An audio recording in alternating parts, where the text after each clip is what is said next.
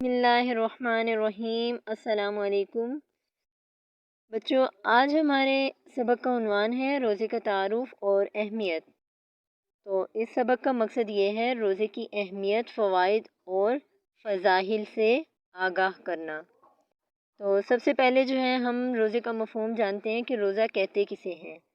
تو بچوں، روزہ جو ہے عربی میں روزے کو عربی میں جو ہے صوم کہتے ہیں، جس کے معنی ہے رکنا صبح صادق سے لے کے غروب آفتاب تک۔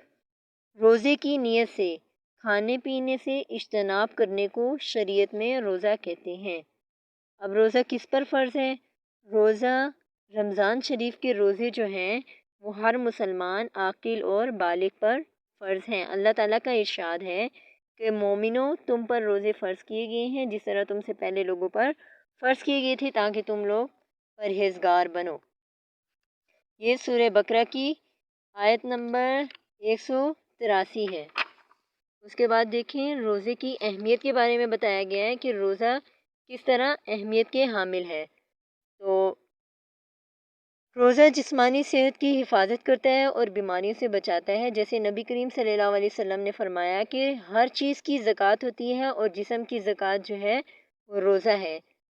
اور روزے کے فضائل کی طرف آئیں تو روزے کی فضائل کے بارے میں جو ہے آپ صلی اللہ علیہ وسلم کی 2 احادیث مبارکہ ذکر کی گئی ہیں۔ پہلی احادیث مبارکہ میں یہ بتایا گیا ہے کہ رسول پاک صلی اللہ علیہ وسلم نے فرمایا کہ جس نے رمضان کے روزے محض اللہ تعالیٰ کے لیے ثواب کی نیت سے رکھے تو اس کے پچھلے گناہ سب معاف کر دیے جائیں گے۔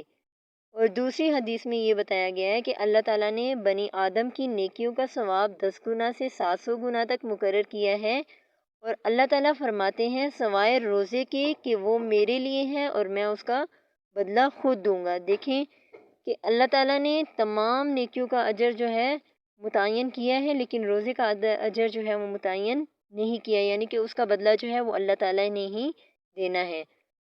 اب دیکھیں تقوی کا حصول۔ روزہ جو ہے تقوی کا حصول کیسے بن سکتا ہے کہ حدیث میں ہے کہ روزہ دوزخ سے بچانے کے لیے ڈھال اور مضبوط قلعہ ہے۔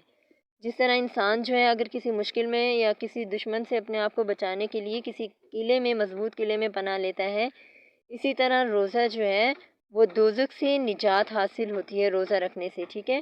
روزہ انسان اور جہنم کے درمیان جو ہے ڈھال بن جاتا ہے۔ اسی طرح اگر ایک شخص ہے وہ اس نے روزہ تو رکھا ہے لیکن روزہ رکھنے کے ساتھ ساتھ وہ جھوٹ بھی بولتا ہے، غیبت بھی کرتا ہے، چھوٹے موٹے گناہ بھی کرتا ہے، تو اس سے فرض تو ادا ہو جائے گا لیکن وہ جو ہے بہت سخت گناہ گار ہوگا اور روزے کی برکت سے محروم ہو جائے گا۔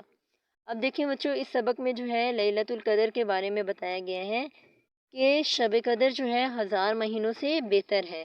شب قدر سے مراد وہ مبارک رات ہے جس کے بارے میں نبی کریم صلی اللہ علیہ وسلم کا فرمان ہے کہ شب قدر رمضان کے آخری عشرے کی طاق راتوں 21، 23، 25، 27 اور 29 میں تلاش کرو۔